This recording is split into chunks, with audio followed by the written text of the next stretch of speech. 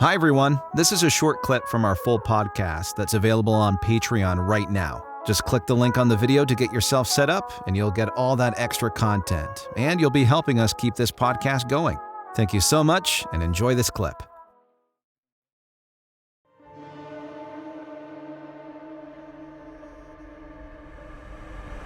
Our Father, who art in heaven, hallowed be thy name.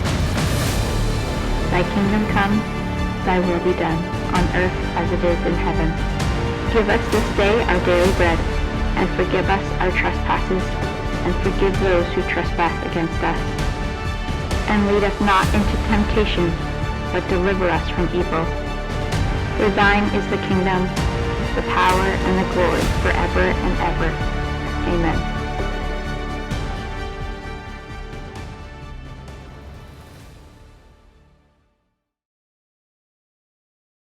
You and I talked privately about some of the government waste. This is a good segue into talking about government waste and like just the track record Sarnia has of, in my opinion, just use this term loosely, investing into things that I just think are not good. Just like not good for Sarnia, not good for the future of Sarnia, and could have been allocated in, I think, more beneficial areas. So, and yeah, we wanted to talk about some of these things. First on my list is bike lanes.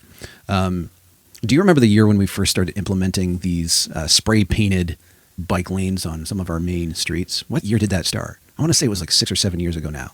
Is that accurate? I would have to say post-COVID, but a lot of this started in the north end. Yeah, and I think, if I remember right, I think Colburn Road was like the test street. I could have that wrong. But anyways, because I used to live in that area, but I just can't remember if we were the first ones to have that. And but if I'm being honest with you, and I don't know, I'm happy to be proven wrong here, but I don't see many people using them. I think, mind you, I work from home, so it's not like I'm on the road every single day for work or anything. But I get out there, and I think I've only seen like 6 or 7 people in the last 6 or 7 years. Like, I got to tell you, I don't hardly ever see people using them. Yeah. I do see a lot of people riding on the street, which is fine because that's where you're supposed to drive. Yeah. I spent most of my life without having access to a vehicle, believe it or not. And like cyclists on the sidewalk are just as bad as they are on the road, right? Yeah. So, and where they almost run you over. Yeah, and I'm not an expert on this stuff. I'm not a city planner, but for me, just like it's hard to compute when I see this stuff being painted on roads that look like they soon need to be torn up and redone. Well, in the south end, yeah, they've actually input like a separated side of the road. Yeah, that's a bike lane. So you have your sidewalk, and then you have the separated bike lane spot, and then you have like a little dip, and then the road. Yeah. And so they're building this infrastructure on Wellington Street right now. In fact, I've been subjected to construction noises all summer long. Yeah. And I've gone absolutely crazy. Gee. We do need upgraded infrastructure and stuff. Oh, yeah. And I'm so glad that we are getting the roads fixed. Yeah. But I feel like that we've overdone it. We got the Cadillac of overdone roads. We should have just done the roads. Yeah. Just get that out of the way. And then it would be better for everybody's automobiles. There's just so many benefits to having well-paved roads in the city, which we've been lacking for. And we still have, I think on Vital down into Chemical Valley, that road is still tore up to hell. Yeah. But looking at what we have with the city and the roads, we have the Cadillac of roads. It's just so overdone. Like, did we need that? The Cadillac of roads. I love that. Yeah. It's overdone. Yeah. It costs way more money. Yeah. You got more planning, more concrete, and more man hours. Yeah. For what? Yeah. And another thought just occurred to me. What would you say is a fair amount of winter months that Sarnia experiences quite regularly? Usually December is pretty bad for us, eh? Yeah. Like from December to, I would even say sometimes late April. Yeah. Sometimes we get those random like ice storms late April. And so like, what's that? That's 5 months. That's almost half a year of. Let's just say half a year. So how many people are out on their bikes? Like no sane people. If we really look at, the numbers, I really want to know. I don't know. Is there a way? Do we have traffic cams figuring out how many people actually use them? Because I personally haven't used them. And I like to bike, but I take my kids on. There's a lot of good like bike paths. And that's something I will credit the city, is it the city planning committee or whatever? They've done well with those types of things where like you'll see behind Lambton College and the metro there on that area of town where there's now a path behind there. Yeah. And a lot of easy access for cycling. And I love that. But when it comes to like trying to mix vehicle traffic and people who are most times not wearing a helmet, aren't wearing reflective gear, and right, are those laws being enforced? If they're not, I don't know, but it doesn't seem to be. No, I gotta say I can't. Well, intermittently it gets enforced, right? So there has been incidents in the city. I think last winter, somebody had a bike, and I think they had like a firearm or a weapon that was visible, and he was driving the bike on the wrong side of the road. That's what it was. And so the police initiated a traffic stop on the bicycle, and they ended up nabbing the guy. He had a gun? Or Was it visible? It was like an airsoft pellet gun or something like that. But it does happen where they will enforce traffic laws on a bicycle, whether it be not having reflective material or whatever. Right. But good, we need that. Yeah. Got to do that. Yeah. But with the way that they're... A big question I have for you, riddle me this. So we have declining industry in our city. Our number one revenue for all of its citizens is going downhill. And we are absolutely, we're overdoing development of everything. So now that all the industry is leaving, we're like, oh, don't leave us. We'll make everything pretty. It's not going to generate revenue. No. And it just doesn't make sense that we're doing it now. Like, let's get focused on bringing industry back to the city, and let's get focused on making a boom. Yeah. We got to drill, baby, drill. And I think we're going to say that a lot in this podcast. Yeah. Drill, baby, drill. Yeah, because the next thing I want to bring up, because I know you have a lot to say about it, which is the EV infrastructure that Sarnia has already invested. Yeah. A lot of money. I think we share pretty similar views in terms of, I'll label this as like a virtual signal, trying to be politically correct, and it's just total. I'm trying to be polite. I think it's bogus. I think we had an opportunity in Canada to embrace the position of being the steward of the planet when it comes to energy.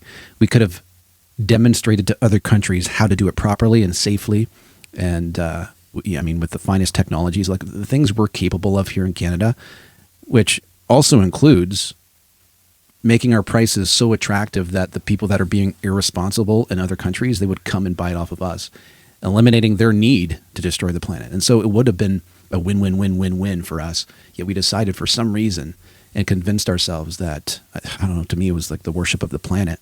And I think we really messed this up. And we're already invested, and people are going to want their ROIs, and it's not like you can return this. I don't. How do you take back the infrastructure part of that? Right, you can't just rip things out and reapply it somewhere. Maybe you can, like parts here and there, but I don't think you'd ever see all of your money back. And so they went, both feet in for something that was, I think, just really on a whim of. It was a cultural whim. Everybody's talking about it, but. I know you got some stuff to say about it, the kind of the negative consequences of this stuff. The electric buses, right? Yeah. And so let's start by talking about, we don't have in this country a grassroots movement that dictates electric vehicles are the trendsetter. What we do have is a top-down movement where the government is stating, in order to save the country, you need to have an electric vehicle. Well, let's start with prefacing this conversation with, electric vehicles do have emissions. They come with emissions for every time you plug them in. Yep. Your electricity that we generate, it has emissions on it, whether it's through gas-fired plants, nuclear facilities, or even hydroelectric dams have environmental impacts. All of the minerals that are utilized for your lithium-ion batteries and or what other type of batteries that may be inside of your electric vehicle, these are mined out of Africa. And if you've ever wanted to see something gross and really disgusting, look at the conditions of the people who live near cobalt mines or mining cobalt or any of these ores that are required or precious metals. It's an absolute atrocity. Yeah. You have birth defects. You have all kinds of poisonings that are happening. So let's be real here. Electric vehicles have emissions, and they have a lot of them. And there is a cost for everything ultimately that you have to do. We're being sold on this that, it's emissions free, it's clean. Let's take a look at Africa and see how clean it is there. Yeah. It's not clean. Secondly, the city of Sarnia has implemented this electric bus strategy. So it's taking all kinds of money out of federal government grants. Yeah. Now, I thought I wrote down some of these numbers, but I did neglect some of them. So we're going to put them up on the screen. Okay. Won't work for me. I'll get you those numbers though, buddy. However, we are forking millions of dollars out, whether it's through the city and through the federal government. So this is your money that they're using to fund this industry, right? So the government's pushing this from the top down, and they're using it to fund all this. So it's just a big money laundering scheme. At least that's what it feels like to me. Now, the city of Sarnia did buy a 6-meter long bus, and they have plans to buy 2 12-meter long buses or whatever it is. Is this the one that was purchased in May of this year? Yes, exactly. I'm looking at a picture of it right now. It looks like something you would see off of like Cocomelon. Yeah. Like it looks like a toy. It pretty much is. So this bus is manufactured out of Turkey. Yeah. They do ship these to Mississauga, where they're retrofitted, not retrofitted, but they are modified to fit the Canadian market by this company called Demera Corp. Yeah. Any warranty on these buses and any servicing that will be required on these buses will require technicians to come from Mississauga. If this is a major overhaul, for example, like a battery defect or something of that nature, then it is going to need to be shipped all the way back to Mississauga to have this repair done under warranty. Now, that could take the bus out of commission for how many days? Yeah. Right? And then going back to what we were talking about emissions, the emissions on the bus are going to, it's going to be transported by a giant monster diesel vehicle. Yeah. So that's absolutely ridiculous. That's absurd. We need something that we could service locally, and we need something that's going to, is going to need to be reliable. So electric vehicles right now, Yeah. there's a lot of moving parts in them. And there is a lot of heating and cooling components to the battery that are very important. And so a lot of these are controlled by modules on like a computer chip, right? Yeah. These have a catastrophic history of absolute failure. When Chrysler Pacifica released their hybrid van,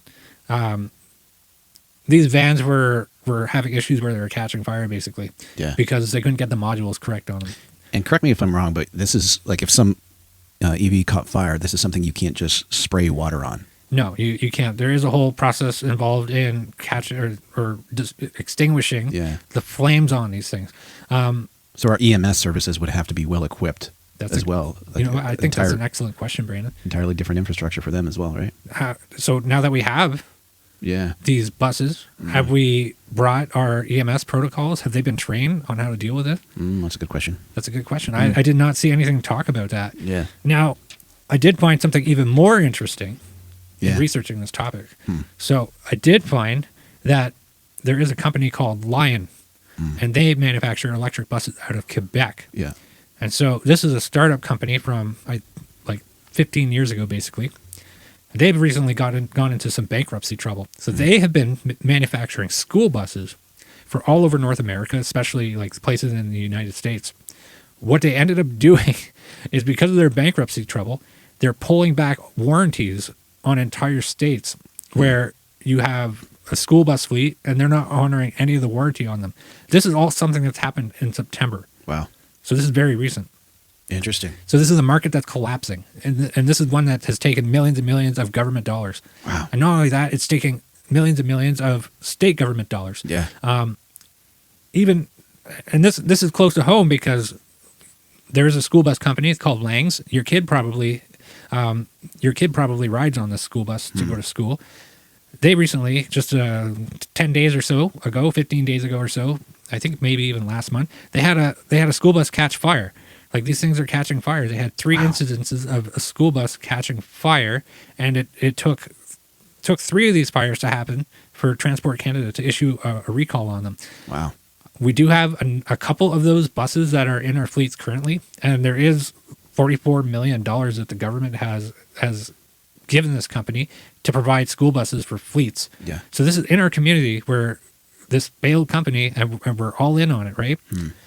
This is not what happens when you have a market that is strong for these things. Right. Because if you had a market that was strong for these things, it would be a well-funded company. Yeah. Everybody would be into it. Yep. But when the government gets involved, it just falls apart. Ooh. This is not economics here. This is government money laundering at its finest. Oh. And let me go back to the point, because we were talking about the bicycle infrastructure and how we agreed it's like 5 months out of our year here in Sarnia where it's winter. And the cold weather, if I understand how EVs work, the cold weather is not good on them either. No, it's not. It does lead to battery degradation. Which, again, we just don't seem to be the place for it. I just have nothing positive to say. I'm probably pretty biased. But, I have something positive to say about EVs. Go for it. They work really well. Yeah. If you want to take a Sunday drive, or you just live locally. Yeah. Like, I would not want to take a Tesla and drive it across country. Yeah. You could do that if you wanted to. I just don't see. I would love it to have something to drive locally. Yeah. I think that would be fine. But it's not going to be like overly reliable for a long term. In fact, it's something I would rather lease than own, because if you own it for 10 years and you need a new battery, well, it's totally... Like something special to own. Yeah. Something unique. It's like a sports car. It's like having a scooter. Yeah. Or a motorcycle. Yeah. Like a leisure vehicle. Yeah. I don't know. That's just my thoughts on it. I would not own one. I'm not going to be in that range of things. But we need to highly consider how much money our federal and provincial government is throwing on these things. Yeah. Yeah, I guess my whole philosophy here is like, why try to reinvent the wheel? Why try to fix something that's not broken? And we've used gas vehicles for so long. And like I said, we could become kings if we just tapped into our natural resources to fuel them, literally. And that's kind of why I just have a kind of a stink eye every time I think about EVs. And it supports local, right? Like we're an oil city. We're a oil and gas city. So it's kind of ironic that we've taken this move. And another ironic thing is, what is going on with Sarnia Transit? Like, it's $3 to ride the bus, right? You know how much it costs to ride the bus, get like an unlimited rides bus pass? How much? $80. Really? $80. So, like, the bus is supposed to be designed for people who require transportation, who can't afford their own transportation, or want to be some kind of, environmental do-gooder, for lack of whatever. Because that is a good way to, if you are concerned about it, it is a way that you can decrease your impact on the environment if you wanted to. Yeah. But is that affordable? Like $80 a month for gas, or $80 a month for driving the bus? Like that's crazy. Yeah. It's not making money. It's just burning money. Well, I suppose you got if you're using a vehicle, you'd have your insurance, which is well past $80, and you got your gas and you got your, maintenance costs. And so you are saving, but no, I think that is still quite pricey. Yeah. Especially for like a grandma who just needs to get her a job. Or I mean, that's probably why I've seen so many those electric scooters, like the high industrial ones that are like sturdy. Yeah. You see everybody on them, and they're zipping like. Actually, we have a pilot program for that too. They have a bunch of these electric bikes that they put all over the city. Yeah, and you pay like money on an app, and it lets you ride the electric bike. Even what do you call the Segways with no handlebars? What are those things called? Hoverboards? Is it hoverboards? I just saw this one guy a couple of weeks ago just motoring, and he's got no handle. It's kind of fearful to watch people do that because I don't want to watch them hit a bump or something. But anyways, lots to talk about there. I'm sure this is going to stir some controversy in the comments, but we love that. We're certainly open-minded and happy to be wrong about stuff, but these are just our opinions. Let's talk a little bit more about some of the costs that we think are just bad spends here in the city. I'm looking at the next one on the list here. It's the welcome sign inside the city hall lobby that cost $8,500. Now I haven't seen it, but there's a description online. Do you have that description by chance, or do you remember it? The description of it is it's going to have like welcome in Ojibwe, English, and French. Yeah, and then it's going to include like First Nations imagery, and the whole thing is catering entirely to First Nations heritage in the area. Right. So the marginalized community. Exactly. Yeah. Exactly. And it all pays tribute to what do you call it? Our land declaration, land declarations. Yeah. So it all pays tribute to that. And like when you go to City Hall and they're like, we are on the stolen lands of the. Yeah. So I'm an ROI type of guy. What are we getting out of this? What is anybody getting out of this?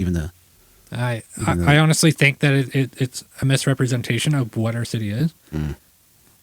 I don't feel that we are on stolen land. No. The land was not developed the way it is right now. We have created a place for people to live. People live here of all shapes, sizes, all colors and creeds, all religions. Yeah. They come here, they live here. This was all built by Christian settlers to the area. Yeah. not that I'm saying like there's any disrespect to First Nations or anything, but however, I as a Canadian citizen am entitled to criticize whatever I want. Right. And that's what I'm saying here, is that ultimately, yes, it's a part of Sarnia's heritage, but is it that much so a part of Sarnia's heritage?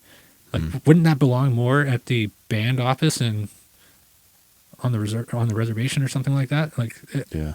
I just don't feel that it represents Sarnia. And what is the message that they're trying to portray with that? I'm not sure. That, oh, we are on stolen land. It seems to be kind of a virtue signal, if I'm being honest. It's kind of look how politically correct we're being today. I think that's what they're after. I think it's kind of dangerous that they're engaging in that. Because there is all kinds of discussions right now about courts that are declaring that homes and properties in British Columbia and in Quebec, Yeah. they're saying that, well, it doesn't respect certain treaty rights, and so this home that your family has owned for 70 years is no longer yours. It is now belongs to the nearby reservation. I don't think that is correct, ultimately.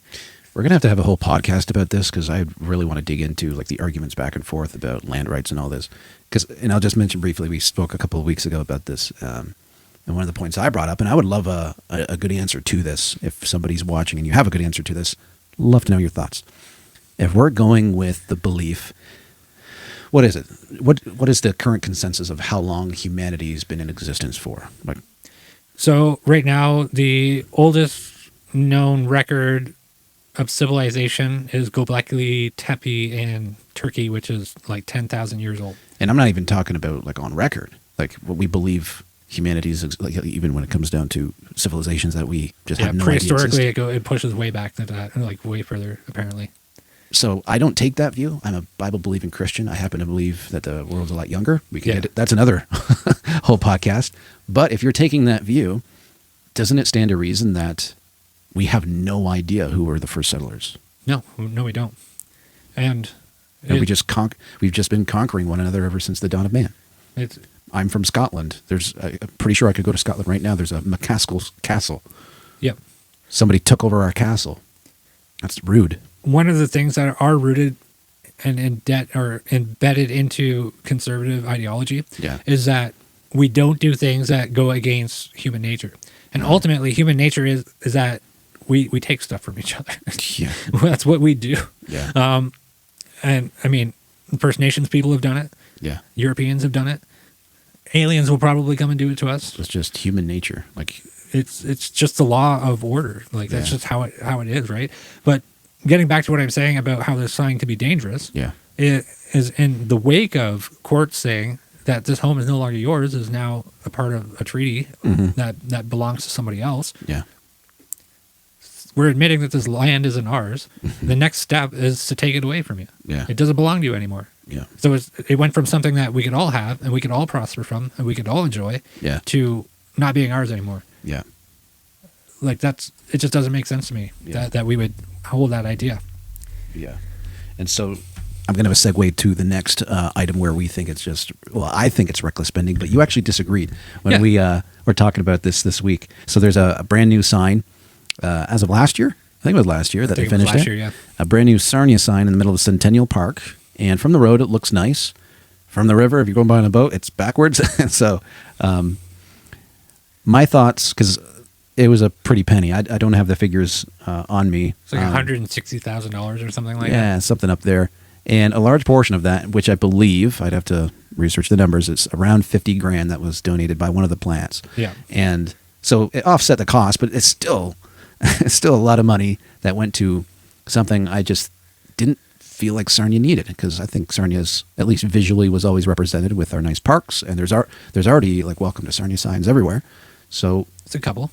what's your rebuttal to that, Mr. Kennedy? Well, Bring it. We will bring it. So Bring it. a part of feeling good is Yeah. looking good. Yeah. The sign looks good. Yeah. It does look good. It looks sharp. It does. Not only that, it gives brand recognition.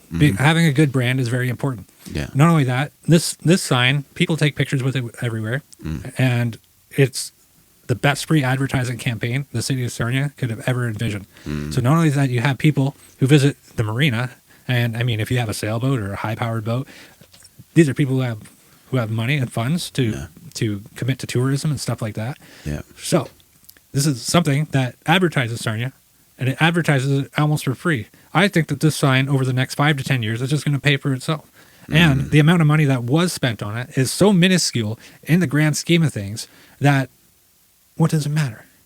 You're not going to save anything with the amount of money that the city of Sarnia has spent on this. What program would Brandon McCaskill put this amount of money into that would make some kind of difference compared to the revenue that this may generate just from people posting this to their social media? Yeah. Lots of people can see the sign and your social media post and say, "Oh, gee, what a nice place! I want to visit there." That's true. And it's a beautiful spot. So it brings brand recognition to the city. Yeah. It makes our public space look nice. It adds to the Festival of Lights. It's That's a good point. it's right there. totally Sarnia. I'm all for the sign. You make a good argument, but couldn't they have made the letters rotating so that it's?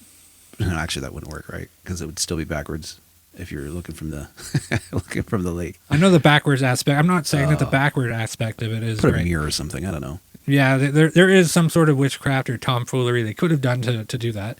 However, I know friends. Yeah. They're so mad. I did go and enjoy a concert this past summer. Yeah. And my friend saw that sign and he just sulked. He Just was like, angry, eh? Just Yeah. that sign. My tax dollars. Give it back. That that's a very well articulated argument. Tourism, well, especially when you said when people take pictures with it, because that's definitely true. I've seen a lot of people taking selfies. We even have it in our intro, bro. Yeah. Here I am complaining about it. Okay. So, Well, let me hear. yeah. You're the one who hates the sign. I didn't say I hated it. You gave me that impression that we were Yeah. going to argue about it. So what is it that Yeah. gets you so mad about the sign? I got to hear. Is it because the words are backwards when you're on the river facing it? I think at the time when it was The letters are backwards. Yeah. when it was finally completed, it was during the time when we had Rainbow Park and there was homelessness everywhere, and so you saw like homeless people laying on the grass right by this like very expensive sign. So there was something ironic about it. Yeah. And it bugged me for some reason. I'm like, That could be bothersome. right. And at the same, you can get into all those arguments about, well, what was that man's situation? Did he like bring that on himself, or like what was the circumstances leading up to it? And is that the city's responsibility to just hand out money to people? Well, no, that's not what I'm saying. It just, for me, I don't know. Just The didn't optics sit right. didn't look good for you. Yeah. But an interesting point about that, as our resident expert in the Bible, not Yeah. that you're a biblical expert, but Nowhere even close. just more so than I am. So therefore, you're the resident expert. Okay. We'll take that. What is it that Jesus says? There'll always be people who are poor, and there'll always be people who are starving. Like, what's the biblical verse for that? I'm not aware of one. I'm pretty sure there is one. I could look it up. That, or I'm about to look very foolish. Maybe that's the Catholic Bible. What did you say? There will always be People who always be poor and hungry. Oh, okay. So I think you might be referring to when the woman anoints his feet with expensive perfume. Exactly. And they say, well, that could have been used to feed the poor. He says, well, you'll always have the poor with you, but you won't have me forever. Because he's saying, I'm about to leave. Yeah. And I'm the one who's going to wash away your sins. So Right. it's pretty important what she's doing. That's what he was saying. So I don't think you can apply it to this, but I see what you're saying. Yeah, there's a fundamental part to that, though, that like there will always be people who are destitute in our society. And at the end of the day, the amount of money that the city poured into the sign wasn't going to fix it. That's true. And that the cost that went Yeah. towards resolving everything with Rainbow Park Yeah. was astronomically more than anything that we could have saved it to. Yeah, that's a good point. But yeah, so let's turn over to talking about just a couple more items. We'll just breeze through the last couple because, well, at least this one, the coffee machine. There was a title of controversy a couple years ago where they proposed, this was city council, they proposed to have at the Strangeway Center a $8,500 coffee machine. And with, I think the maintenance costs per month were like $500. And so I think it was Councillor Dennis that put up the biggest stink about it, and then it got voted down, and they went with some other means of getting coffee, and we couldn't find out what it was and how much it cost. So Yeah, apparently they're something- not disclosing what that cost amount is because it was so controversial or something like that. But if you know, you should definitely let us know. Yeah, and so there's that item, but I do want to touch on DEI courses for counselors, as in our opinion, it's just a waste of money. Absolutely. Because I think again it taps too far into like this, like a liberal agenda, where I don't think that's necessarily a problem. Like we don't need to be reminded of our skin colors when it comes to productivity in the workplace. Or, you know, we don't need to be told that we're less than or that Yeah. we're racist. Like, No. I want to see people as fellow brothers and sisters of the human race, and in Christ. Hopefully, if they give their lives to Christ. by the same logic, if we're going to spend $4,500 on a DEI program for Yeah. council, by the same logic, should we institute a program where we get, like a preacher and come Yeah. come to the city hall, Yeah. and they can enlighten everybody at Share the city gospel. hall I'll about the do it. gospel, Sign me up. and we'll pay you $5,000. It'll be over a Okay. whole weekend. I'll donate it to my favorite my favorite charity. So Deal. all I'm saying is take what they did there and throw it on its head. Yeah, but what do we call it? We'd have to come up with some sort of clever name for it. I like that idea. Yeah. This is innovative thinking. I love it. But yeah, that's what I wanted to talk about. And yeah, I think what our true purpose in bringing all this to everybody is, it's very clear that there is adamant disrespect with our tax dollars happening at city council.